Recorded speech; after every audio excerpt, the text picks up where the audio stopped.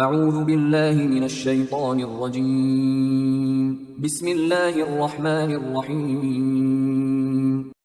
سورہ زمر آیات نمبر 71 تا 75 میں بیان کہ روز قیامت کسی پر ظلم نہیں کیا جائے گا۔ قیامت کے دن جہنم اور جنت کا ایک منظرنامہ۔ اعوذ باللہ من الشیطان الرجیم۔ وسیق الذین کفروا الی جہنم زمرا۔ پھر جو لوگ دنیا میں کفر کرتے رہے تھے انہیں گروہ در گروہ جہنم کی طرف لے جایا جائے گا۔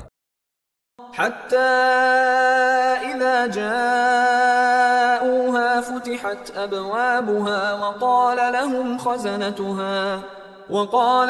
خزنتها ألم يأتكم رسل منكم يتلون عليكم آيات ربكم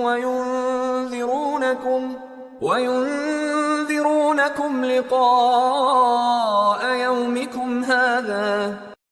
یہاں تک کہ جب وہ لوگ جہنم کے پاس پہنچ جائیں گے تو اس کے دروازے کھول دیے جائیں گے اور اس کے نگران فرشتے ان سے کہیں گے کہ کیا تمہارے پاس تم ہی میں سے رسول نہیں آئے تھے جو تم کو تمہارے رب کی آیات پڑھ پڑھ کر سناتے تھے اور تمہیں آج کے دن کی پیشی سے ڈراتے تھے؟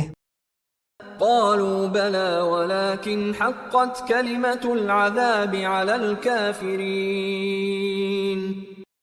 وہ جواب دیں گے کہ ہاں آئے تھے لیکن ہم نے انہیں جھٹلا دیا اور آخر کافروں پر عذاب کا وعدہ پورا ہو کر رہا۔ قیل ادخلوا ابواب جہنم خالدین فیہا فبئس مثوى المتکبرین۔ ان کافروں سے کہا جائے گا کہ اب تم جہنم کے دروازوں میں داخل ہو جاؤ جہاں تمہیں ہمیشہ رہنا ہے، سو تکبر کرنے والوں کے لیے کتنا برا ٹھکانہ ہے۔ وسیق الذین اتقوا ربهم الى الجنة زمرا۔ اور جو لوگ اپنے رب سے ڈرتے رہے ان کو گروہ در گروہ جنت کی طرف لے جایا جائے گا۔ حتی اذا جاؤوها وفتحت ابوابها وقال لهم خزنتها سلام علیکم طبتم فادخلوها خالدین۔